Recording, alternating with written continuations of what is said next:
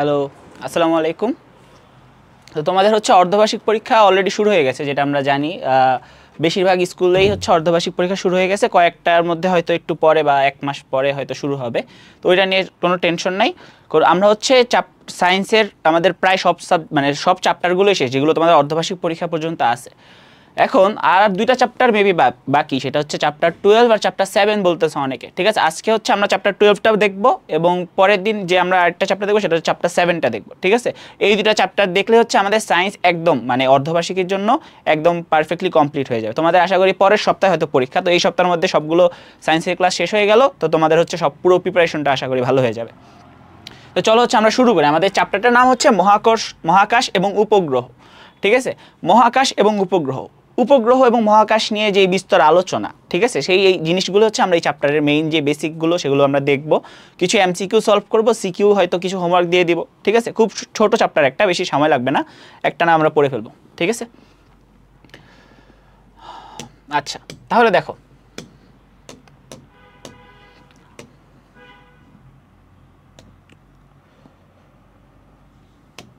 আচ্ছা না এটা দিয়ে করি, সমস্যা নেই। আচ্ছা দেখো, প্রথম হচ্ছে মহাকাশ। মহাকাশ জিনিসটা কি? গ্রহ আমাদের হচ্ছে বইয়ের আমরা কিছু পার্ট তুলে নিছি। ঠিক আছে, পুরো বইটা তো একদম রিডিং পড়ানো সম্ভব না এই স্লাইডে বা ক্লাসের মধ্যে দাঁড়িয়ে। সেটা হচ্ছে তো তোমাদের কাজ কি, আমি এই যেই জিনিসগুলো ইম্পর্টেন্ট, মানে যেই জিনিসগুলো হচ্ছে তোমার বুঝার মতো, মানে একটু বুঝিয়ে দিলে তোমরা একটু ভালো করে বুঝতে পারবা, ওই হিসাবে আমি পড়িয়ে দিব এবং বাকিটুকু তোমাদের কাজ কি, বইটা পুরোটা রিডিং পড়া। ঠিক আছে, কারণ এমসিকিউ তো বই থেকে আসবে, তাই না? আচ্ছা তাহলে দেখো, এখানে আমাদের প্রথম পার্ট অনুযায়ী যে জিনিসটা আছে সেটা হচ্ছে মহাশূন্য, মহাকাশ বা গ্রহ নক্ষত্র, সেগুলো কি সেগুলো আমরা একটু দেখব। ওকে, সাউন্ড শোনা যায় আশা করি? হ্যাঁ যায়। দেখো, গ্রহ, নক্ষত্র, ছায়াপথ, গ্যালাক্সি ইত্যাদির মাঝখানে যে খালি জায়গা থাকে তাকে আমরা কি বলি? মহাকাশ বা মহাশূন্য বলি। এটা একটা মহাকাশের সংজ্ঞা, তুমি বলতে পারো। ঠিক আছে, তাহলে আবার দেখো সংজ্ঞাটা কি বলছে। গ্রহ, নক্ষত্র, ছায়াপথ, গ্যালাক্সি ইত্যাদির মাঝখানে যে খালি জায়গা থাকে তাকে আমরা কি বলি? মহাকাশ বা মহাশূন্য বলি। গ্রহ, নক্ষত্র, ছায়াপথ, গ্যালাক্সি এগুলো কি, এগুলো সামনে আমরা আলোচনায় পড়বো আস্তে আস্তে। ঠিক আছে, একটা জিনিস চিন্তা করো, হচ্ছে পৃথিবীর বাইরে আমাদের কি আছে? সূর্য আছে, বিভিন্ন গ্রহগুলো আছে, এগুলো ছোটবেলা থেকে পড়েছে, ওই যে বুধ গ্রহ, শুক্র গ্রহ, মঙ্গল গ্রহ। তো এই জিনিসগুলোই হচ্ছে আমাদের গ্রহ। নক্ষত্র এইরকম গ্রহের মধ্যে হচ্ছে বিভিন্ন আকার আকৃতির। ওকে, তারপর হচ্ছে এই যে ছায়াপথ, এগুলো কি পৃথিবী হচ্ছে মিল্কি ওয়ে নামক ছায়াপথের অন্তর্গত। ঠিক আছে, এইগুলো হচ্ছে সবগুলো আমাদের আলোচনার মধ্যে আছে। ঠিক আছে, তাহলে এখন পর্যন্ত আমরা কি দেখলাম? মহাশূন্য বা মহাকাশ কাকে বলে? যে গ্রহ, নক্ষত্র, ছায়াপথ, গ্যালাক্সি ইত্যাদির মাঝখানে যে খালি জায়গা থাকে তাকে মহাশূন্য বা মহাকাশ বলে। ঠিক আছে, মহাকাশ হচ্ছে বিশাল বড়। ওই যে ধরো তোমার হচ্ছে একটা কি বলে, একটা বোলের মধ্যে তুমি হচ্ছে আম কাটলা, আমটা হচ্ছে একদম এক জায়গায় না রেখে একটা বড় বলতো তো হচ্ছে চারপাশে আস্তে আস্তে একটু রাখলা। এখন হচ্ছে কি হলো, এই যে চারপাশে আম রাখার পরেও যে এই জায়গাটুকু ফাঁকা আছে ওইটুকু জায়গায় হচ্ছে কি খালি জায়গা। সেমভাবে এই যে পৃথিবীর বাইরে যে মহাকাশটা আছে তার মধ্যে হচ্ছে অনেক গ্রহ, গ্রহাণু, নক্ষত্র, উপগ্রহ এই সবগুলো আছে। তো এইগুলো থাকার পরে একটা খালি জায়গা থাকে, যে খালি জায়গাটাকে আমরা বলি মহাশূন্য বা মহাকাশ। ওকে, আচ্ছা। পৃথিবীর পৃষ্ঠ থেকে দূরত্ব যত বাড়তে থাকে বায়ুমণ্ডল তত হালকা হতে থাকে। পৃথিবী পৃষ্ঠ বলতে কি বোঝানো হয়েছে? এই ধরো হচ্ছে আমাদের পৃথিবী, এইটা হচ্ছে পৃথিবীর পৃষ্ঠ, মানে হচ্ছে পৃথিবীর একদম বাইরের প্রান্তটা। ঠিক আছে, একদম আমাদের যে আকাশটা পর্যন্ত আছে, তারপরে যে আমাদের কি হয়ে যায়? মহাকাশ হয়ে যায়। ওই আকাশ পর্যন্ত যে পৃষ্ঠটা আছে সেটাকে আমরা বলি হচ্ছে পৃথিবী পৃষ্ঠ। পৃথিবী পৃষ্ঠ থেকে দূরত্ব যত বাড়তে থাকে বায়ুমণ্ডল তত হালকা হতে থাকে। এখন বলতে পারো বায়ুমণ্ডল জিনিসটাকে, এই যে আমরা শ্বাস প্রশ্বাস গ্রহণ করি না, এটা হচ্ছে আমাদের বায়ুমণ্ডল। এখন তুমি বলতে পারো অন্য গ্রহে কি বায়ুমণ্ডল আছে? সব গ্রহে বায়ুমণ্ডল নাই, তাহলে তো সব জায়গায় মানুষ বসবাস করতো, তাই না? মানুষ হচ্ছে বায়ুমণ্ডল যেই গ্রহে আছে, আমাদের পৃথিবীতে একমাত্র বেশি, মানে সবচেয়ে বেশি পরিমাণ বায়ুমণ্ডল আছে। অন্য গ্রহে তো কিছু কিছু পরিমাণ আছে যেগুলো মানুষের বসবাসের জন্য উপযোগী না। ঠিক আছে, সেই জন্য বলছে বায়ুমণ্ডল তত হালকা হতে থাকে। তার মানে কি বলছে? তুমি মহাকাশে যখন যাবা, তুমি নর্মালি হচ্ছে শ্বাস প্রশ্বাস গ্রহণ করতে পারবা না। এই জন্য বলছে বায়ুমণ্ডল হালকা হতে থাকে, সেখানে সহজে শ্বাস প্রশ্বাস গ্রহণ করা সঠিক, মানে কি বলে, পসিবল হবে না। ওকে, এবং 160 কিলোমিটার পর বায়ুমণ্ডল থাকে না বললেই চলে। পৃথিবী পৃষ্ঠ থেকে, এই যে এমসিকিউর জন্য ইম্পর্টেন্ট প্রত্যেকটা লাইন, আমি যেগুলো বলবো এমসিকিউর জন্য সেগুলো একদম এমসিকিউর মধ্যে আসার মতো। 160 পৃথিবী পৃষ্ঠ থেকে 160 কিলোমিটার পর বায়ুমণ্ডল থাকে না বললেই চলে। অধিকাংশ বিজ্ঞানী মনে করেন যে পৃথিবী থেকে 160 কিলোমিটার উচ্চতায় বায়ুমণ্ডল শেষ হয়ে মহাকাশে শুরু হয়। তাহলে এমসিকিউতে যদি আসে পৃথিবী থেকে কত উচ্চতায় বায়ুমণ্ডল শেষ হয়ে মহাকাশে শুরু হয়, বলতে হবে কি 160 কিলোমিটার উচ্চতায় বায়ুমণ্ডল শেষ হয়ে মহাকাশে শুরু হয়। আচ্ছা, তাহলে দেখো আমরা পরের স্লাইডে যাই। এখানে কি বলছে? মহাবিশ্ব। প্রথমে আমরা মাত্র দেখলাম মহাকাশ, এখন দেখব হচ্ছে মহাবিশ্ব। মহাবিশ্বের যে কোনো অংশে কোনো বস্তু বা পদার্থের উপস্থিতি অন্য অংশের চেয়ে বেশি। যেসব অংশে পদার্থ বা বস্তু বেশি জড় বা ঘনীভূত হয় তাদেরকে আমরা গ্যালাক্সি বা নক্ষত্র জগৎ বলি। এই জিনিসটা ইম্পর্টেন্ট। এটা আমি একটা বেসিক এক্সাম্পল তোমাকে দিতেছি। দেখো, আবার দেখো জিনিসটা পড়ি। মহাবিশ্বের কোনো কোনো অংশে বস্তু বা পদার্থের উপস্থিতি অন্য অংশের চেয়ে বেশি হয়। মহাবিশ্বের কোনো কোনো অঞ্চলে বা কোনো কোনো জায়গায় বস্তু বা পদার্থের উপস্থিতি অন্য অংশের চেয়ে বেশি। যেসব অংশে পদার্থ বা বস্তু বেশি জড় বা ঘনীভূত হয়েছে তাদের বলা হয় গ্যালাক্সি বা নক্ষত্র জগৎ। এই জিনিসটা এখন চিন্তা করো, আমাদের পৃথিবীটা কাকে কেন্দ্র করে ঘুরে? একদম আমরা ছোটবেলাও পড়ছি, ক্লাস 7-এও পড়ছি আমরা, ঠিক আছে? পৃথিবী হচ্ছে সূর্যকে কেন্দ্র করে ঘুরে, তাই না? পৃথিবী যখন সূর্যকে কেন্দ্র করে ঘুরে এবং পৃথিবীকে কেন্দ্র করে কে ঘুরে? চাঁদ ঘুরে, ঠিক আছে? এখন এই যে পৃথিবী, চাঁদ এবং আমাদের 8টা গ্রহ আছে, এই সামনের জিনিসগুলোতে আমরা পড়বো, আমাদের হচ্ছে 8টা গ্রহ আছে, সবগুলো হচ্ছে সূর্যকে কেন্দ্র করে ঘুরতেছে। এই যে একটা জায়গার মধ্যে অনেক পদার্থ বা অনেক বস্তুর উপস্থিতি এই জিনিসটা হচ্ছে কি? একটা নক্ষত্র বা গ্যালাক্সি। গ্যালাক্সি হলো গ্রহ নক্ষত্রের এক বৃহৎ দল।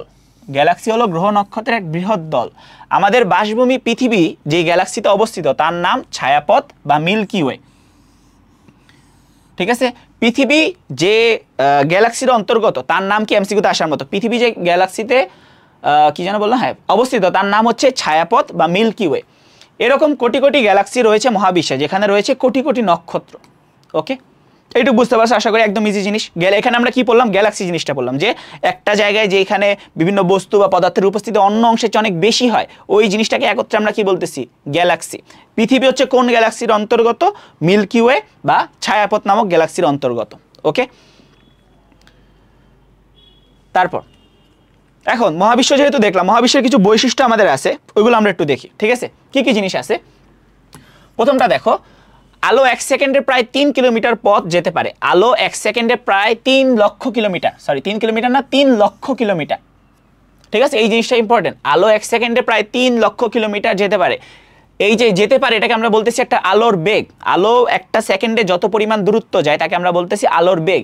এই বেগটাকে ভি হচ্ছে ভি দিয়ে লেখে না, আলোর বেগটাকে হচ্ছে সি দিয়ে লেখে, ঠিক আছে? এটা মুখস্থ রাখতে পারো, c is equal to 3 into 10 to the power 8 ms inverse 1, ঠিক আছে? Meter per second. এই জিনিসগুলো কি? যে একক, এটা হচ্ছে মিটার পার সেকেন্ড, একক। এগুলো একটু বড় হলে জানবা, কোনো সমস্যা নেই, শুধু তুমি 3 লক্ষ কিলোমিটার মনে রাখতে পারো, এটা একটু এক্সট্রা ইনফো, ঠিক আছে? তারপর পৃথিবী সূর্যের দূরত্ব প্রায় 15 লক্ষ কিলোমিটার। পৃথিবী এবং সূর্যের দূরত্ব প্রায় 15 কোটি কিলোমিটার। 15 কোটি কিলোমিটার। পৃথিবী এবং সূর্যের দূরত্ব প্রায় 15 কোটি কিলোমিটার। এরপর সূর্য থেকে পৃথিবী আলো আসতে প্রায় সময় লাগে 8 মিনিট 20 সেকেন্ড। এই সবগুলো এমসিকিউর জন্য ইম্পর্টেন্ট তোমার। সূর্য থেকে পৃথিবীতে আলো আসতে কত সময় লাগে? 8 মিনিট 20 সেকেন্ড। এরপর সূর্য থেকে এর সবচেয়ে নিকটবর্তী আলফা সেন্টরিতে আলো পৌঁছাতে সময় লাগে 4 বছরের বেশি। 4 বছরের বেশি, 4 বছরের চেয়ে বেশি। ওকে, এখন সূর্য থেকে নিকটবর্তী আলফা সেন্টরিতে, ঠিক আছে? এইগুলো মানে তেমন ডিটেলস আমাদের বইয়ে নাই, তো ওগুলো জেনে লাভ নেই। এটা হচ্ছে ধরো পৃথিবীর মতোই সূর্যের থেকে একটা দূরত্ব, একটা বস্তু, ঠিক আছে? যে এটার মধ্যে মানে ওইটা সূর্যের সবচেয়ে কাছের আলফা সেন্টরি। ওকে, এই জিনিসটাতে আলো পৌঁছাতে সময় লাগে কত? 4 বছরের বেশি। ওকে, এরপর সৌরজগতে মিল্কি ওয়ে বা আকাশগঙ্গা নামক গ্যালাক্সির অন্তর্গত আমাদের সৌরজগৎ। আমাদের এই যে পৃথিবী, সূর্য, বিভিন্ন গ্রহগুলো কোন গ্যালাক্সির অন্তর্গত? মিল্কি ওয়ে বা আকাশগঙ্গা। এটার এমসিকিউ আসে যে মিল্কি ওয়ে বা ছায়াপথের অন্য একটা মিনিং কি, সেটা হচ্ছে আকাশগঙ্গা, ঠিক আছে? এগুলো খেয়াল রাখবা। এরপরে নক্ষত্রগুলোর প্রত্যেকে এক একটি জ্বলন্ত গ্যাসপিণ্ড বলে এদের সবারই আলো ও উত্তাপ আছে। নক্ষত্রগুলোর প্রত্যেকে এক একটি জ্বলন্ত গ্যাসপিণ্ড বলে এদের সবারই আলো এবং উত্তাপ আছে। এই জিনিসটা খেয়াল রাখতে হবে। নক্ষত্র কোনগুলো, ঠিক আছে? নক্ষত্র যেগুলো আছে সেগুলো কি পৃথিবী এবং সূর্যের চারপাশে মানে মহাকাশে ঘুরতে থাকে। এই প্রত্যেকটারই কি আছে? আলো এবং উত্তাপ আছে। ওকে, তাহলে এগুলো গেল কি আমাদের মহাবিশ্বের যে বিভিন্ন বস্তুগুলো আছে, মহাবিশ্বের যে বিভিন্ন পদার্থগুলো আছে, সূর্য, পৃথিবী, এই সবগুলোকে যে একটা মানে এই সবগুলো থেকে আলো, সূর্য থেকে আলো কত দূরত্বে পৃথিবী যায়, কত সেকেন্ডে পৃথিবীতে যায়, অথবা সূর্য থেকে পৃথিবীর দূরত্ব কত, ঠিক আছে, এই আলোচনাগুলো আমাদের এখানে করা আছে। এগুলো সবগুলো এমসিকিউ এর জন্য, ঠিক আছে। তুমি হচ্ছে এটা যদি তোমার সৃজনশীলের গতে আসে তুমি তাও পারবা। কেন পারবা? আমি একদম পয়েন্ট আকারে লিখে দিছি, ঠিক আছে। তোমার যদি আসে যে মহাবিশ্বের বৈশিষ্ট্যগুলো লেখো, মহাবিশ্বের গুরুত্বটা লেখো, কি কি গুরুত্ব, এই জিনিসগুলো, ওকে। তারপর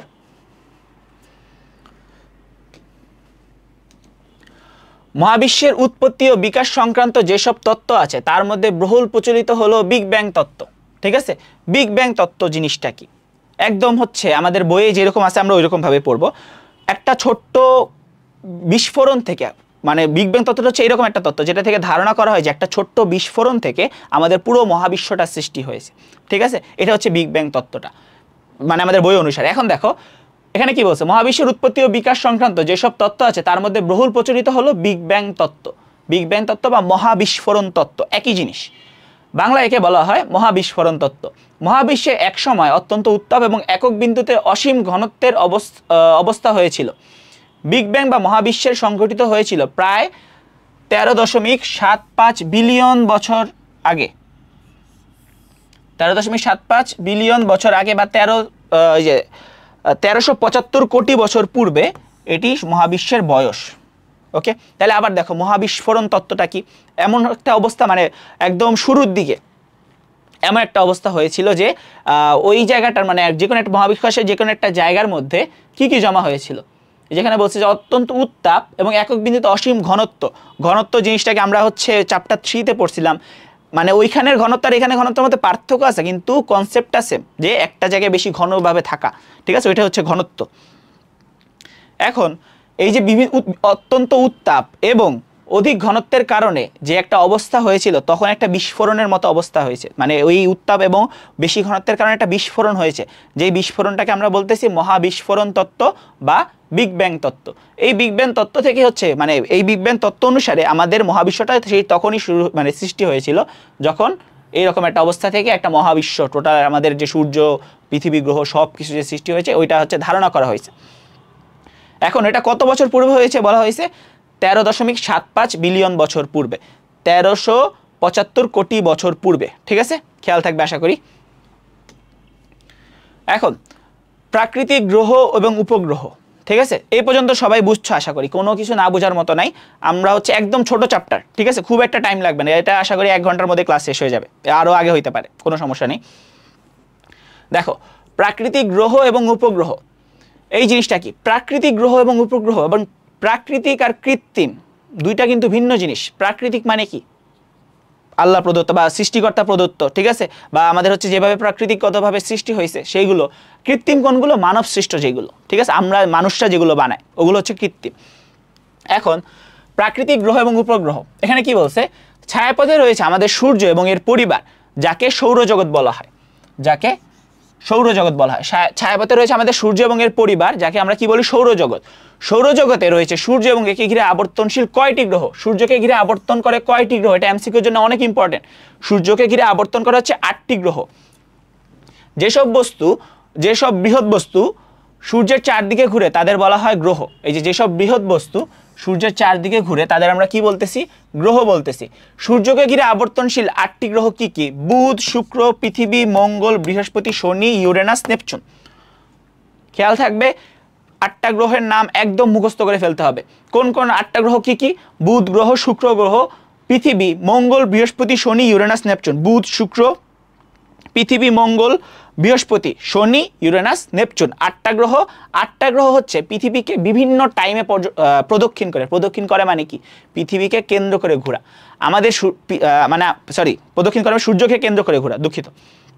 এখন যে জিনিসটা বলতে চাইছি সেটা হচ্ছে যে আমাদের পৃথিবী কি করে?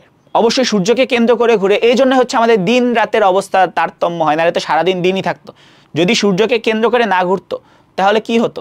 পৃথিবী হচ্ছে দুইভাবে ঘুরে, নিজের অক্ষের উপর একবার ঘুরে এবং সূর্যকে কেন্দ্র করে আরেকবার ঘুরে। দেখো আমি যেটা একটু ছোট্ট করে বুঝাইতে চাই, এই ধর হচ্ছে আমাদের সূর্য, ঠিক আছে, এই যে সান, এবং এইটা হচ্ছে পৃথিবী যেই ঘুরে। ওই যে আমরা চ্যাপ্টার 6 পড়ছিলাম না, রাদারফোর্ডের মডেল, মনে আছে চ্যাপ্টার 6 এর রাদারফোর্ড মডেলে কি পড়ছেন? ওই যে রাদারফোর্ড মডেলকে কেন সৌর মডেল বলা হয়? সৌর মডেলে কি বলছিল যে ইলেকট্রনগুলো নিউক্লিয়াসকে কেন্দ্র করে ঘুরতে থাকে অনেকটা সৌরজগতের মতো, যেভাবে সৌরজগতের গ্রহগুলো সূর্যকে কেন্দ্র করে ঘুরতে থাকে। তাহলে সেম ভাবে এটা ধরো আমাদের আর্থ, এটা কি করে? এটা হচ্ছে এই যে নিজের একটা অক্ষ আছে, সেই নিজের অক্ষের উপর ঘুরতে থাকে এবং সেই সূর্যকে চারদিকে করেও ঘুরতে থাকে। বোঝা গেছে? তাহলে এই যে ঘূর্ণনটা এইটার উপরই নির্ভর করতেছে আমাদের দিন এবং রাতের দৈর্ঘ্য। শীতকালে কি হয় আমরা দেখি, দিনের দৈর্ঘ্য খুব কম হয়, রাতের দৈর্ঘ্য খুব বেশি হয়। সেমভাবে এই যে গরমকালে কি হয় বা গ্রীষ্মকালে হচ্ছে আমাদের কি হয়, দিনের দৈর্ঘ্য বেশি হয়, রাতের দৈর্ঘ্য কম হয়। এই যে কয়দিন আগে গেল, আজকে কয় তারিখ? আমি এই ক্লাসটা নিতে চাচ্ছি 23 জুন, তোমরা হয়তো 24 তারিখ পেয়ে যাবে আশা করি। 21 জুন তারিখে হচ্ছিল মানে পৃথিবীর সবচেয়ে বৃহৎ দিন। পৃথিবী হচ্ছে দুইটা গোলার্ধে ভাগ করা হয়েছে, ঠিক আছে, উত্তর গোলার্ধ, দক্ষিণ গোলার্ধ। এখন এই দুইটা গোলার্ধের মধ্যে দক্ষিণ গোলার্ধ মানে আমরা যেই পাশে আছি, ঠিক আছে, ওই পাশে 21 জুন তারিখে সবচেয়ে বৃহৎ দিন, সবচেয়ে ক্ষুদ্র রাত। ওকে, এই জিনিসটা হয়েছে এই যে 21 জুন আগে, কয়দিন আগে। ওকে, আচ্ছা, তাহলে এই পর্যন্ত বুঝতে পারছো আশা করি। এখন দেখো তাহলে আমাদের 8টা গ্রহ কি কি? বুধ, শুক্র, পৃথিবী, মঙ্গল, বৃহস্পতি, শনি, ইউরেনাস এবং নেপচুন। যারা, এরপর দেখো শেষে একটা লাইন আছে যে যারা গ্রহকে কেন্দ্র করে ঘুরে এদেরকে বলা হয় উপগ্রহ। তাহলে সূর্যকে কেন্দ্র করে যারা ঘুরে তাদের আমরা কি বলতেছি? গ্রহ। এবং যারা গ্রহকে কেন্দ্র করে ঘুরে তাদের আমরা কি বলবো? উপগ্রহ। যেমন পৃথিবীকে কেন্দ্র করে ঘুরছে চাঁদ, তাই চাঁদ হচ্ছে পৃথিবীর উপগ্রহ। এই জিনিসটা খেয়াল থাকবে। তাহলে পৃথিবীর হচ্ছে একটা উপগ্রহ। এমসিকিউ, পৃথিবীর কয়টা উপগ্রহ? একটা উপগ্রহ। কোনটা? চাঁদ। চাঁদ হচ্ছে পৃথিবীর উপগ্রহ। তাহলে এই স্লাইডটাকে আমরা হচ্ছে একটা রিভাইজ দিই যে গ্রহ কোনগুলো, উপগ্রহ কোনগুলো। গ্রহ হচ্ছে যেগুলো সূর্যকে কেন্দ্র করে ঘুরতে থাকে, সেগুলো হচ্ছে গ্রহ। এবং গ্রহগুলোকে যারা কেন্দ্র করে ঘুরতে থাকে তাদের আমরা বলি হচ্ছে উপগ্রহ। এখন সূর্যকে কেন্দ্র করে যেগুলো ঘুরে আবার আবর্তনশীল গ্রহ হচ্ছে কয়টি? 8টি। 8টি গ্রহ কি কি?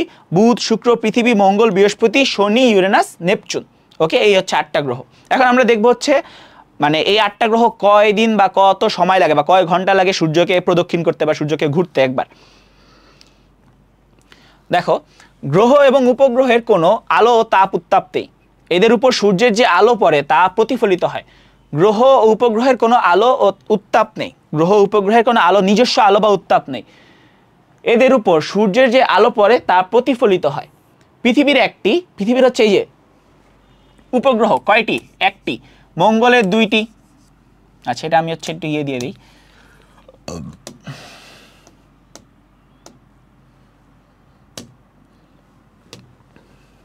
পৃথিবীর হচ্ছে একটি উপগ্রহ। ওকে, এরকম হইলো কেন? আচ্ছা, মঙ্গলের হচ্ছে 2টি উপগ্রহ। বৃহস্পতির হচ্ছে 67টি উপগ্রহ, ঠিক আছে। এরপর শনির হচ্ছে 62টি উপগ্রহ। ইউরেনাসের হচ্ছে 27টি উপগ্রহ। নেপচুনের 14টি প্রাকৃতিক উপগ্রহ রয়েছে। ওকে, তাহলে এই জিনিসগুলো হচ্ছে আমাদের এমসিকিউর জন্য ইম্পর্টেন্ট। পৃথিবীর একটা, মঙ্গলের 2টা, বৃহস্পতির 67টা, শনির হচ্ছে 62টা, ইউরেনাসের হচ্ছে 27টি এবং নেপচুনের হচ্ছে কয়টা উপগ্রহ? 24টি উপগ্রহ আছে, ঠিক আছে। এই জিনিসগুলো খেয়াল রাখতে হবে।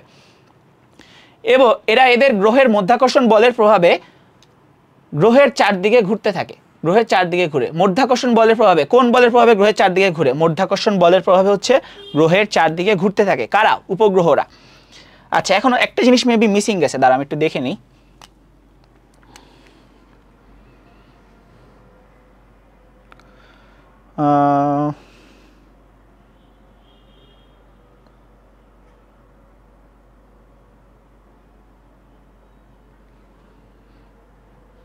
আচ্ছা, না ওইটা নাই। আচ্ছা, সমস্যা নেই। দেখো, তাহলে আমরা কোন পর্যন্ত ছিলাম?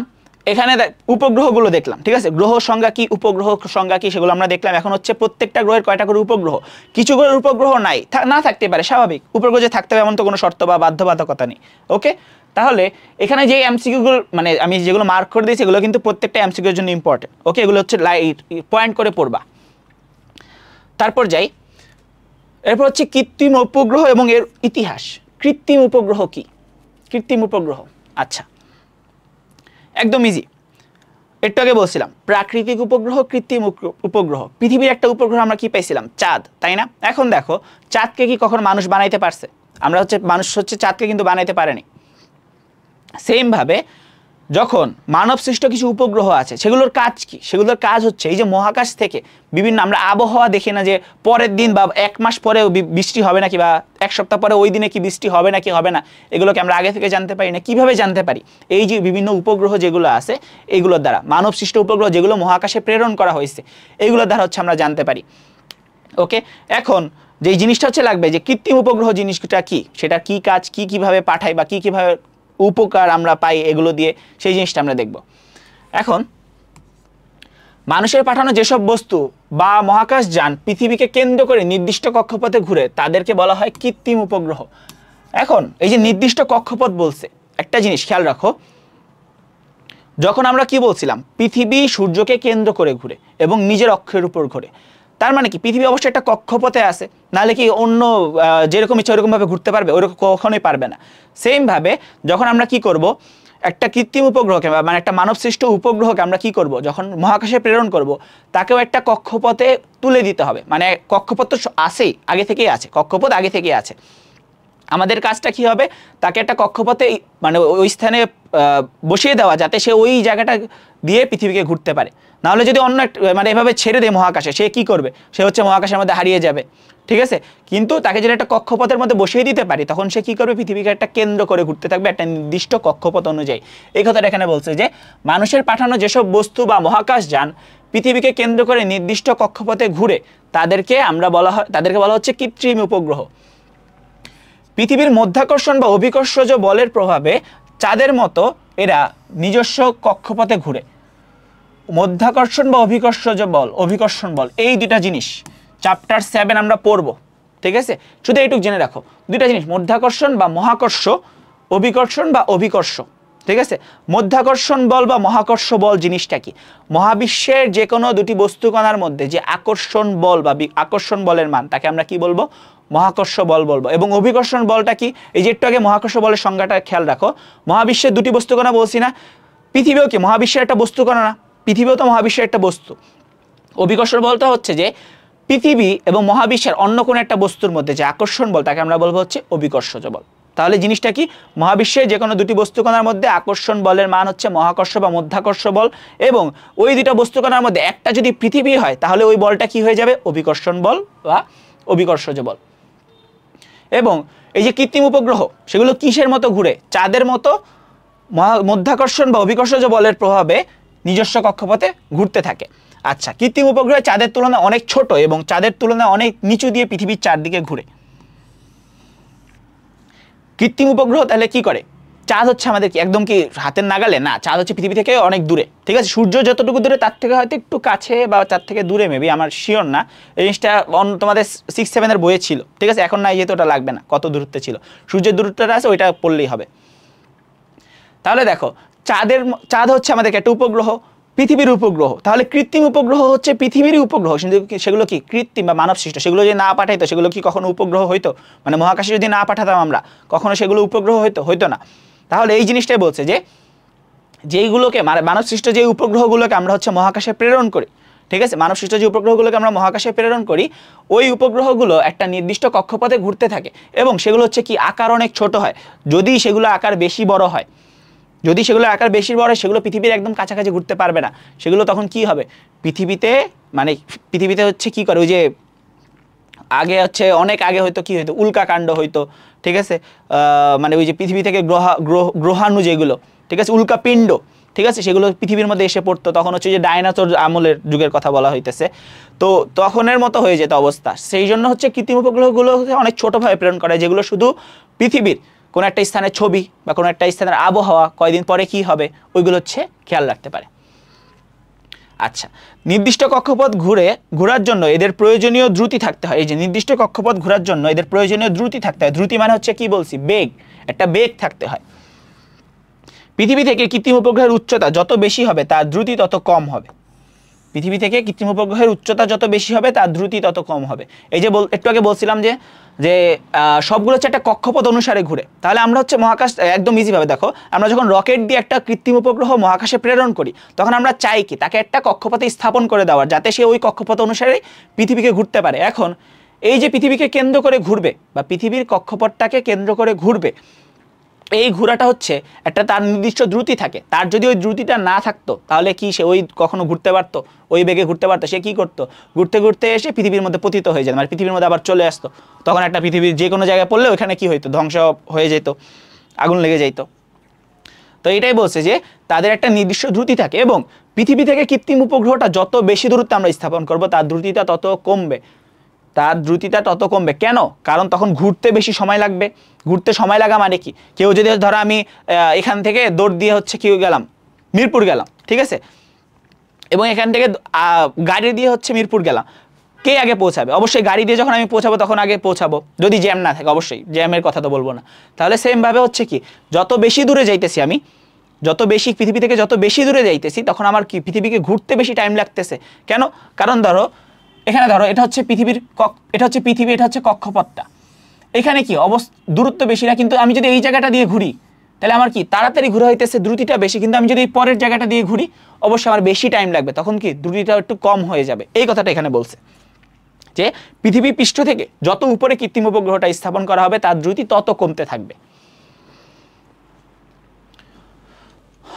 তারপর কৃত্রিম উপগ্রহের কক্ষপথে চলা বা ভ্রমণ, পৃথিবীর চারদিকে ঘোরার জন্য কেন্দ্রমুখী বল বা টানের প্রয়োজন হয়। কৃত্রিম উপগ্রহের উপর পৃথিবীর আকর্ষণ বা অভিকর্ষণ বলই এই কেন্দ্রমুখী বল যোগায়।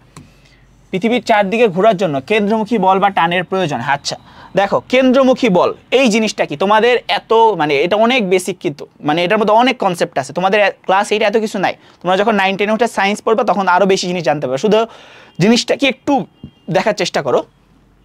এটা হচ্ছে ধরো আমার পৃথিবীর কেন্দ্র, ঠিক আছে, এটা হচ্ছে আমাদের পৃথিবীর কেন্দ্র, এবং এইটা হচ্ছে ধরো আমি কৃত্রিম উপগ্রহটা আমার এটা, ঠিক আছে, এটা হচ্ছে আমাদের কৃত্রিম উপগ্রহটা। এই কৃত্রিম উপগ্রহটা যখন আমি পৃথিবীর একটা বাইরে একটা যে কোনো একটা কক্ষপথে স্থাপন করলাম তখন কি হলো, সে হচ্ছে ওইখান দিয়ে ঘুরতে থাকবে। এখন সে যদি পৃথিবীর প্রতি একটা টান অনুভব না করে, মানে পৃথিবীর থেকে একটা আকর্ষণ বল অনুভব না করে, সে কি কখনো ঘুরবে? জিনিসটা বুঝতে পারছো? মানে আমি কি করলাম, পৃথিবীর বাইরে বের করলাম, তাই না, পৃথিবীর বাইরে বের করে দিলাম। পৃথিবীর বাইরে বের করে দেওয়ার পরে এটা হচ্ছে কেন্দ্রের দিকে, পৃথিবীর কেন্দ্রের সাথে একটা টান অনুভব করবে। যদি টান অনুভব না করতো তখন কি হইতো, এটা ঘুরতে ঘুরতে এখানে ওখানে চলে যেতে পারতো।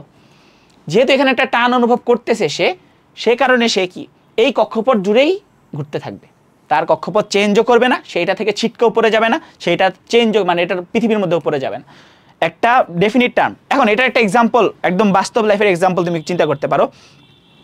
একটা হচ্ছে সুতা, আমরা দড়ি দিয়ে মানে একটা দড়ি হচ্ছে এক প্রান্ত হচ্ছে পাথরের একটা পেঁচাবো, ঠিক আছে, একটা দড়ির এক প্রান্ত হচ্ছে একটা পাথর পেঁচাবো, পেঁচিয়ে হচ্ছে আমি এভাবে ঘুরাবো। এটা ধরো আমার দড়িটা, এখানে হচ্ছে পাথরটা পেঁচালাম, এভাবে হচ্ছে ঘুরাইতেছি। ঘুরানোর ফলে প্রথম কি দেখবো, প্রথমে একটু নিচে নিচে ছিল পাথরটা, এবার যখন ঘুরালাম তখন কি হলো, উপরে উঠে গেল, এভাবে ঘুরতে থাকলো, তাই না? যখন এটা একটা ফোর্স ক্রিয়েট হয়ে যাবে তখন এটা হচ্ছে এভাবে ঘুরতে থাকবে। কিন্তু আমি যখন হাতটা ছেড়ে দিব, মানে দড়ি যেই প্রান্ত ধরে ঘুরাইতেছি, দড়ির যেই প্রান্ত ধরে ওই পাথরটা ঘুরাইতেছি, তখন যদি দড়িটা আমি ওই প্রান্ত থেকে ছেড়ে দিই তখন কি হবে, পাথরটা ছিটকে অন্য জায়গায় চলে যাবে, তাই না? তাহলে সেমভাবে আরেকটা জিনিস করা যায় যে আস্তে আস্তে যখন আমি ঘুরাইতেছি, ঘুরানোর পরে বেগটা মানে আমি যত বেগে একটু তাড়াতাড়ি ঘুরাইতেছি, কিন্তু যখন আস্তে আস্তে করে ফেললাম তখন আবার কি হয়েছে, সে আগের অবস্থায় চলে আসবে, একদম শুরুর অবস্থায়, স্টার্টিংয়ে যেমন ছিল যে একদম মাটিতে পড়ার মতো অবস্থা। তারপর যখন ঘুরাইলাম তখন কি আস্তে আস্তে উপরে উঠলো, ঘুরতে থাকলো, এরপর আবার যখন কমাইলাম তখন কি হলো, নিচে পড়ে আসলো। কিন্তু ঘুরাইতে ঘুরাইতে যদি আমি ছেড়ে দিই, তখন কি হবে, পাথরটা যে কোনো একটা দিকে চলে যাবে না, সে কি স্থির থাকবে, মাটিতে পড়ে থাকবে নর্মালি, সামনে অন্য কোনো জায়গায় গিয়ে সে হচ্ছে কি হবে, একটা জায়গায় পড়বে। তাহলে এই জিনিসটা হচ্ছে কেন্দ্রমুখী বলের সাথে একটা জিনিস তুলনা করা যায় যে এই মানে কৃত্রিম উপগ্রহটা পৃথিবীর কেন্দ্রের সাথে একটা টান অনুভব করে, যেটা আমরা বলতেছি এই টানটাকে বা টান হচ্ছে, ওই টানটা হচ্ছে একটা ফোর্স বা বল। এই টান বলটাকে আমরা বলতেছি কি কেন্দ্রমুখী বল, যে বলটার কারণে বা যেই বলটা থাকার কারণে কৃত্রিম উপগ্রহগুলো কক্ষপথ থেকে ছিটকে যায় না বা পৃথিবীতে এসে পড়ে যায় না। ওকে, আচ্ছা, যদি কোনো কৃত্রিম উপগ্রহকে পৃথিবীর প্রায় 250 কিলোমিটার উপরে তুলে পৃথিবী পৃষ্ঠের সমান্তরালে প্রতি সেকেন্ডে প্রায় 8 কিলোমিটার বেগ দেওয়া যায়, তবে কৃত্রিম উপগ্রহটি পৃথিবীর চারদিকে ঘুরতে থাকবে। আবার দেখো, যদি কোনো কৃত্রিম উপগ্রহকে পৃথিবীর প্রায় 250 কিলোমিটার উপরে তুলে, পৃথিবী থেকে 250 কিলোমিটার উপরে তুলে পৃথিবী পৃষ্ঠের সমান্তরালভাবে প্রতি সেকেন্ডে 8 কিলোমিটার বেগ দেওয়া যায়, তবে কৃত্রিম উপগ্রহটি পৃথিবীর চারদিকে ঘুরতে থাকবে। এই যে একটু আগে বলছিলাম যে কক্ষপথে আমরা একটা বসায় দিব, কক্ষপথ আগে থেকেই তৈরি, ওই পৃথিবীর বাইরে যে কোনো একটা কক্ষপথে আমরা বসিয়ে দেবো, সেটা বসাতে এই বেগগুলো লাগবে এবং কত দূরে, 250 কিলোমিটার দূরে। ওকে,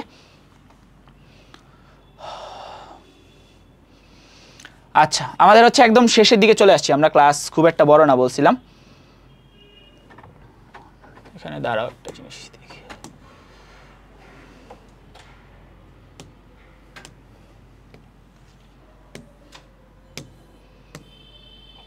কৃত্রিম উপগ্রহ। আচ্ছা দাঁড়াও, কৃত্রিম উপগ্রহের ব্যবহারটা হচ্ছে আমাদের বইয়ে। আচ্ছা আরেকটা জিনিস পড়ানোর বাকি আছে। আচ্ছা হ্যাঁ, আরেকটা জিনিস পড়ানো বাকি।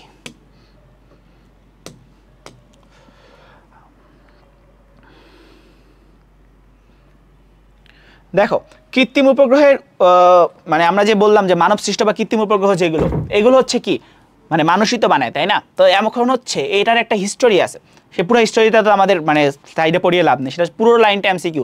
তোমার হচ্ছে এই যে আমার কাছে বইটা আছে পার্ট 4-এর, ঠিক আছে? পার্ট 4-এর মানে পুরো পার্ট 4টা হচ্ছে তোমাদের এমসিকিউর জন্য অনেক ইম্পর্টেন্ট, প্রত্যেকটা লাইন বাই লাইন একদম পড়বা পার্ট 4-এর। 123 পৃষ্ঠা মেবি, ঠিক আছে?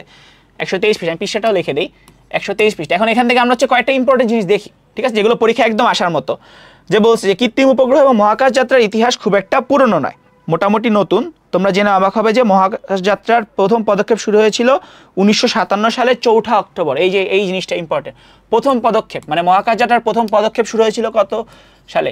1957 সালের 4 অক্টোবর। ওকে, এরপর একটা কি, এরপর বলা হয়েছে যে এই যাত্রার সূচনা করে তৎকালীন সোভিয়েত ইউনিয়ন। এই সোভিয়েত ইউনিয়ন হচ্ছে বর্তমানে রাশিয়া, ঠিক আছে? তৎকালীন সোভিয়েত ইউনিয়ন হচ্ছে বর্তমানে রাশিয়া।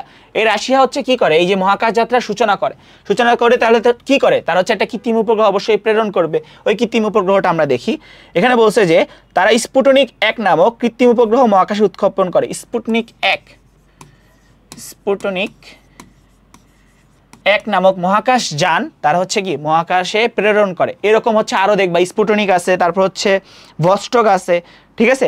প্রত্যেকটা আলাদা আলাদা করে দেওয়া আছে। ওকে, এই জিনিসগুলো খেয়াল রাখতে হবে। তাহলে এইটুকু যদি তুমি পড়তে পারো, মানে এই যে পার্ট 4-এর 123 পৃষ্ঠা এমসিকিউ এর জন্য, এটা মানে পড়িয়ে দেওয়ার কিছু নেই, ঠিক আছে? তোমার হচ্ছে কি দেওয়া আছে যে প্রত্যেকটা কত সালে প্রেরণ করা হয়েছে, ঠিক আছে? এমসিকিউ এর মতো এটা কি করবা, দাগিয়ে পয়েন্ট আকারে একটু লিখবা, আলাদা করে দাগিয়ে একটু পয়েন্ট আকারে লিখবা। লিখলে হচ্ছে কি হবে, তুমি যখন পরীক্ষার একেবারে রিভাইজ দিবা একবারে পড়া হয়ে যাবে। ওকে, এই জিনিসগুলো খেয়াল রাখবে।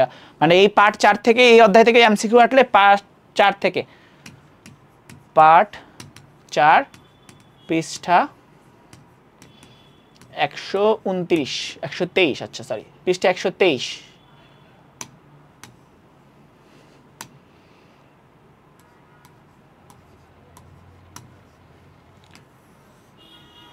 এইটার থেকে, এই অধ্যায় থেকে এমসিকিউ আসলে এই চাপ মানে এই পার্ট থেকে একটা না একটা এমসিকিউ আসবেই, ঠিক আছে? একদম মাস্ট। আচ্ছা এখন গেল আমাদের হচ্ছে কৃত্রিম উপগ্রহের এই যে হিস্টোরিতে গেল, ঠিক আছে? হিস্টোরিতে বলতে কি বুঝাইছে, এই যে কত সালে কোন কৃত্রিম উপগ্রহ মহাকাশে প্রেরণ করা হয়েছে, এটা হচ্ছে আমাদের হিস্টোরি, ঠিক আছে? এর বাইরে তেমন কিছু নাই। এরপর শেষে আমাদের একদম শেষে চলে আসছি আমরা, এখানে বলছে কি কৃত্রিম উপগ্রহের ব্যবহার ও গুরুত্ব।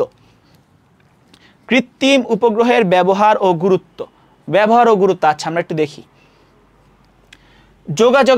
যোগাযোগে হচ্ছে কৃত্রিম উপগ্রহের ব্যবহার, আবহাওয়াতে কৃত্রিম উপগ্রহের ব্যবহার, পৃথিবী পর্যবেক্ষণকারী উপগ্রহ, সামরিক গোয়েন্দা উপগ্রহ, নৌ পরিবহন, জ্যোতির্বিজ্ঞান, এগুলোর হচ্ছে প্রত্যেকটা আলাদা আলাদা করে বই পয়েন্ট আকারে দেওয়া আছে। আমরা একটু বলি, ঠিক আছে? আলোচনা করি। যোগাযোগের ক্ষেত্রে কোন ধরনের কি লাগে, যোগাযোগের ক্ষেত্রে কি হয় আমাদের হচ্ছে কি বলে, কোনটা যেন ছিল, হ্যাঁ আচ্ছা, এই যে আমরা যে মোবাইলে কথা বলতে পারি, ঠিক আছে? মোবাইলে এক দেশের এক প্রান্ত থেকে, পৃথিবীর এক প্রান্ত থেকে অন্য প্রান্তে, আমরা ঢাকা থেকে বসে আমেরিকা, সুইজারল্যান্ড সব জায়গায় কল দিতে পারি। কিভাবে? এই যে কৃত্রিম উপগ্রহের কারণে, ঠিক আছে? ওইখান থেকে নেটওয়ার্কিং ব্যবস্থাটা চলে আসার পরে তারপর আমরা কি ওই যোগাযোগ উপগ্রহ, ঠিক আছে, ওগুলো হচ্ছে যোগাযোগ উপগ্রহ। যেগুলো আবহাওয়া উপগ্রহ কোনগুলো সেগুলো তো আমরা জানি, ঠিক আছে? আবহাওয়া উপগ্রহ কোনগুলো, এই যে তোমার ধরো যে উপগ্রহগুলো হচ্ছে আমাদের কি আবহাওয়া সংক্রান্ত তথ্যগুলো দিয়ে থাকে। আবহাওয়া সংক্রান্ত তথ্য কোনগুলো, এই যে কবে বৃষ্টি হবে, ধরো আজকে আজকে হচ্ছে সকালে বৃষ্টি হয়েছে, ঠিক আছে, তো এই আজকে বৃষ্টি হবে নাকি কালকে বৃষ্টি হবে, বা কালকে কখন বৃষ্টি হবে, দুপুরের দিকে তাপমাত্রা কত থাকবে, বা এখন তাপমাত্রা কত, এগুলো কী করে আবহাওয়া যে আমাদের উপগ্রহগুলো আছে সেগুলো হচ্ছে আমাদের কি তথ্য প্রেরণ করে, সে মানে সেন্টার কোনো একটা মাধ্যমের মাধ্যমে পরে ওখান থেকে আমাদের একদম হাতের নাগালে চলে আসে, ঠিক আছে। একদম তো স্যাটেলাইট থেকে আমরা তথ্য পাই না, স্যাটেলাইট থেকে স্যাটেলাইট সেন্টার আছে, ওইখান থেকে তথ্যগুলো অন্য জায়গায় হালনাগাদ হয়, তারপর ওখান থেকে আবার অন্য জায়গায় হালনাগাদ হয়, তারপর আমাদের কাছে একদম আমাদের হাত মুঠোফোনে চলে আসে। পৃথিবী পর্যবেক্ষণকারী উপগ্রহ, পৃথিবীর হচ্ছে কোন জায়গায়, ঠিক আছে, কোনো একটা ছবি তোলা, ওই যে আমরা গুগল ম্যাপস ইউজ করি তাই না, গুগল ম্যাপস হচ্ছে কি হয়, মানে নর্মালি হচ্ছে এখন তো তোমাদের ওই রাস্তায় রাস্তায় ওই যে গুগলের একটা গাড়ি যায় দেখবা, ঠিক আছে, এখন যায় না, মানে সব রাস্তায় যায় না, কিছু কিছু জায়গায় এই যে স্যাটেলাইট দ্বারা হচ্ছে কি বিভিন্ন পৃথিবীর বিভিন্ন জায়গার ছবি তোলা হয়, ঠিক আছে, এগুলো হচ্ছে পৃথিবী পর্যবেক্ষণকারী উপগ্রহ কাজ করে। আরও অনেক ব্যাখ্যা আছে দেখবা বইয়ের মধ্যে। সামরিক বা গোয়েন্দা উপগ্রহ, এই যে গোয়েন্দা, কোন দেশে কখন হামলা হবে, কোন দেশের কোন জায়গায় পারমাণবিক কি বলে মৌল বা পারমাণবিক সেন্টারগুলো আছে, ঠিক আছে, পারমাণবিক বোমাগুলো কোথায় সংরক্ষিত করে রাখা আছে, এগুলো কই পারে, এগুলো হচ্ছে এই যে গোয়েন্দা উপগ্রহ যেগুলো আছে ওইগুলো হচ্ছে আমরা মানে ওইগুলো দ্বারা হচ্ছে তথ্য প্রেরণ করে একজনকে আরেকজনকে। বাংলাদেশের গোয়েন্দা উপগ্রহ নেই, ঠিক আছে। এখন দেখো নৌ পরিবহন উপগ্রহ, ঠিক আছে, এই যে সাগর, ঠিক আছে, আমাদের ওই যে পৃথিবীর 3 ভাগ পানি 1 ভাগ মাটি, তাই না, পৃথিবীর 3 ভাগ পানি 1 ভাগ মাটি, এখন মানে বেশিরভাগটা হচ্ছে আমাদের মহাসাগর যেগুলো ওইগুলো আছে, এখন মহাসাগরের উত্তাল পাতাল তারপর হচ্ছে জোয়ার ভাটা যেগুলো হয় এগুলো হচ্ছে আমাদের নৌ পরিবহন উপগ্রহ হচ্ছে আগে থেকে জানিয়ে দেয়, তখন থেকে আমাদের হচ্ছে ওই অনুযায়ী নাবিকরা যাত্রা চালন করে বা যাত্রা থেকে ফিরে আসে।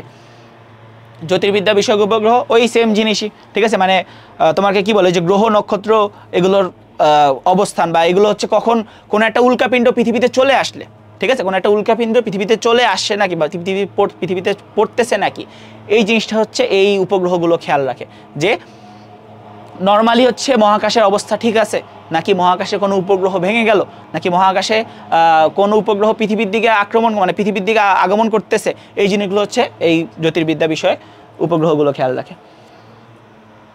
আচ্ছা তাহলে দেখো এই তো আমাদের হচ্ছে থিওরি একদম শেষ, ঠিক আছে, একদম খুব একটা বড় ক্লাস হয় না আশা করি। এরপর দেখো আমাদের এমসিকিউগুলো আছে, ঠিক আছে।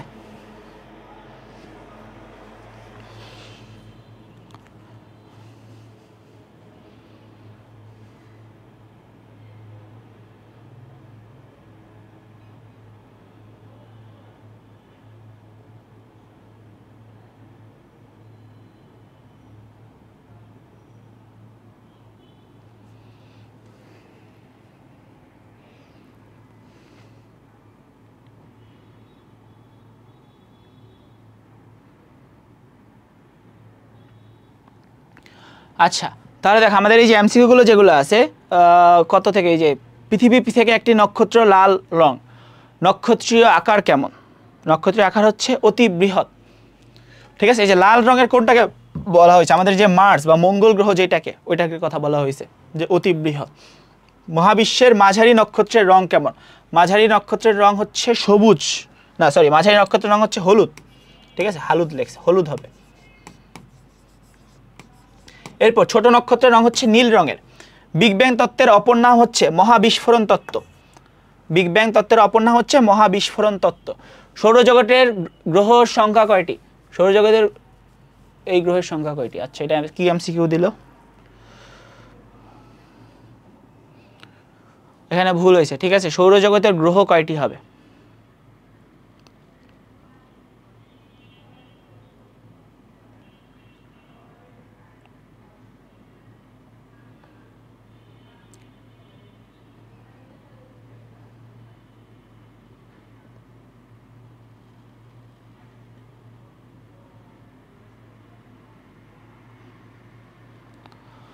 আচ্ছা এখানে একটু ভুল হয়েছে, সৌরজগতের গ্রহের সংখ্যা হচ্ছে 8টি, 8টি কি লিখছিল এখানে, 8টি লেখে নেই, 3 হ্যাঁ 8টি লেখে নেই। যেসব বস্তু সূর্যকে চারদিকে ঘোরে, সূর্যের চারদিকে ঘোরে কোনগুলো গ্রহ, সৌরজগতের কেন্দ্রে অবস্থান করে কোনটি, সৌরজগতের কেন্দ্রে হচ্ছে সূর্য।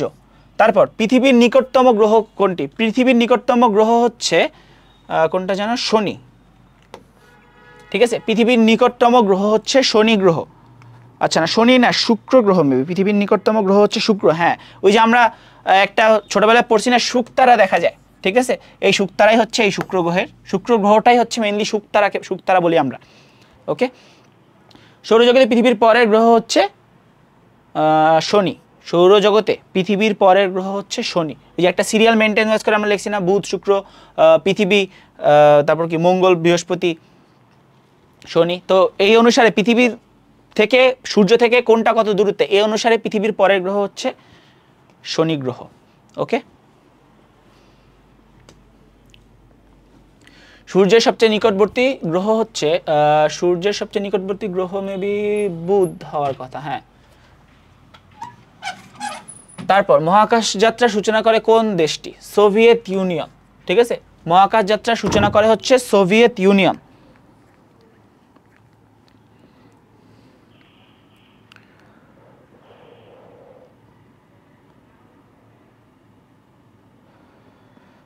এরপর মহাকাশে পাঠানো সর্বপ্রথম কৃত্রিম উপগ্রহ হচ্ছে স্পুটনিক 1। ঠিক আছে, স্পুটনিক শব্দের অর্থ কি?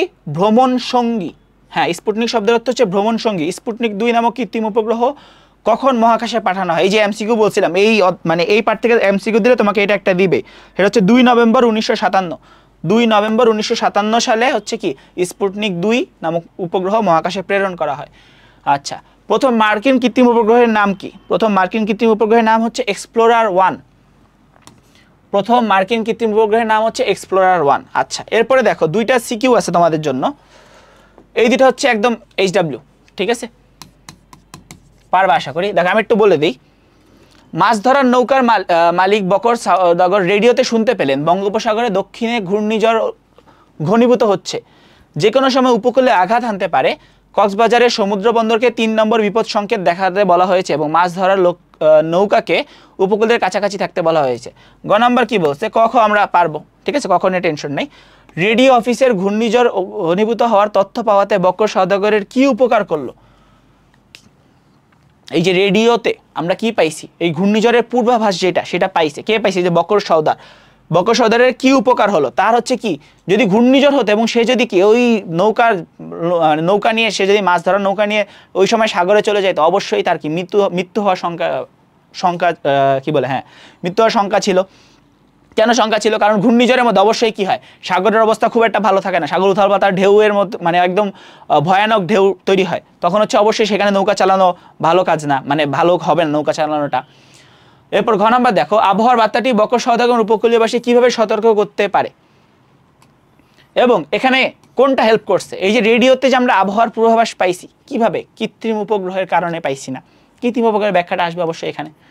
ওকে, ঘ নম্বরে বলছে আবহাওয়ার বার্তাটি বকর সওদাগর উপকূলবাসীদের কিভাবে সতর্ক করতে পারে, ব্যাখ্যা করে। এই যে আবহাওয়ার বার্তাটি, এখানে হচ্ছে কৃত্রিম উপগ্রহের, তারপর প্রত্যেকটা গুরুত্ব, যে এখানে হচ্ছে আবহাওয়া উপগ্রহ।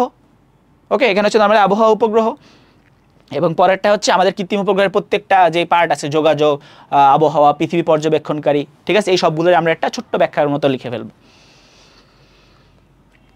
এরপর পি কোন ধরনের জ্যোতিষ্ক? পি হচ্ছে কি আমাদের সূর্য অবশ্যই। কেন? কারণ সূর্যকে কেন্দ্র করে এটা ঘুরতেছে। এটা কি? এটা হচ্ছে আর্থ। এটা হচ্ছে পি, সান। এবং এই যে ছোট্ট একটা কালো দেখা যেতেছে, এটা হচ্ছে আমাদের কি?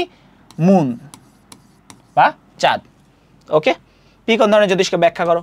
ঠিক আছে, ব্যাখ্যা করতে হবে। কি কি ব্যাখ্যা করবা? সূর্যকে কেন্দ্র করে পৃথিবী ঘুরে, সৌরজগৎ, নক্ষত্র, এগুলো সবগুলো একটু ছোট ছোট ব্যাখ্যা দিতে হবে। এরপর ঘ নাম্বার দেখো, পি কিউ আর সম্পর্কে তুলনামূলক আলোচনা করো। পি কিউ আর, পি হচ্ছে কি আমাদের সূর্য, একদম সৌরজগতের কেন্দ্র যেটা। ঠিক আছে, মিল্কি আমাদের যে সৌর ছায়াপথের একদম কেন্দ্র সৌরজগতের। হ্যাঁ, কিউ কি? কিউ হচ্ছে আমাদের পৃথিবী। পৃথিবী কি করে? সূর্যকে কেন্দ্র করে ঘুরে, পৃথিবীর বায়ুমণ্ডল আছে, বসবাসের উপযোগী, এগুলো বলতে হবে। এরপর আর কি? আর হচ্ছে চাঁদ। চাঁদ হয় কি? পৃথিবী, সূর্য, চাঁদ যখন একই লাইনে চলে আসে, ওই যে জোয়ার ভাটা, অমাবস্যা, এগুলো হয়। এগুলো তোমাদের এই চ্যাপ্টারে নাই। ঠিক আছে, অত লাগবে না। নর্মালি হচ্ছে এই যে তুলনামূলক আলোচনা করো, কোনটা গ্রহ কোনটা উপগ্রহ, ওইটা আলোচনা করবা। ঠিক আছে, তাহলে এখানে কি আলোচনা করবা? ঘ নম্বরে গ্রহ, উপগ্রহ, নক্ষত্র।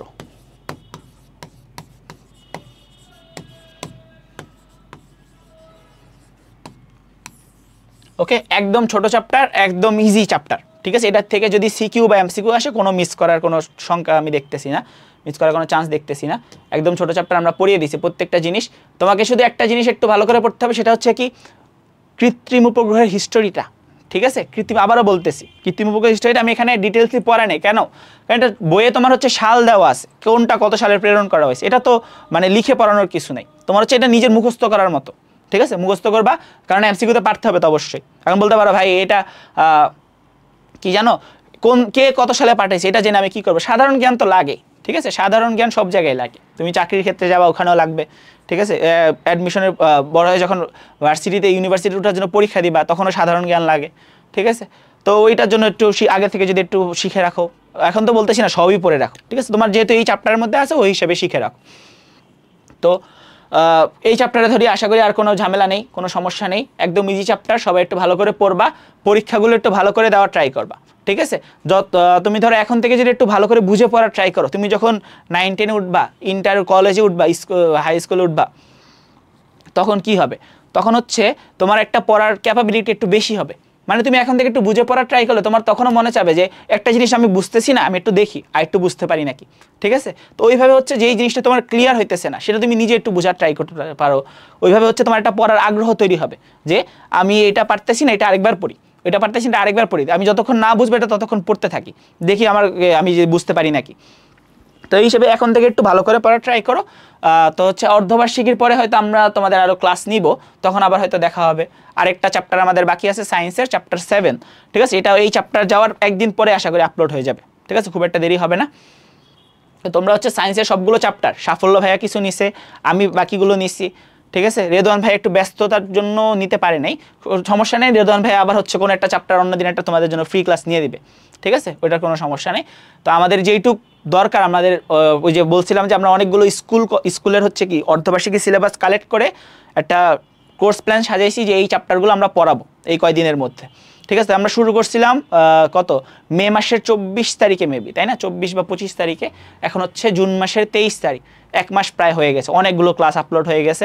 তোমাদের দায়িত্ব কি, প্রত্যেকটা পরীক্ষার আগে যেই পার্টের সমস্যা বা যেই চ্যাপ্টারের সমস্যা, আমাদের ক্লাসগুলো একটু দেখা, ক্লাস নোটগুলো দেখা, বইটা একটু ভালো করে পড়া, যদি গাইড থাকে, গাইড অবশ্যই থাকতেই পারে, কোনো সমস্যা নেই। গাইড হচ্ছে কেন, মানুষকে সহায়তা করে, তুমি যে গাইড দেখে সব পড়বে এমন না, বই হচ্ছে তোমাদের মেইন প্রায়োরিটি, বই হচ্ছে সবার আগে পড়বা, তারপর হচ্ছে গাইড, ঠিক আছে, এই জিনিসটা খেয়াল রাখবা, কারণ গাইড থেকে যদি পড়া তাহলে তোমার আর বই পড়া হইতেছে না।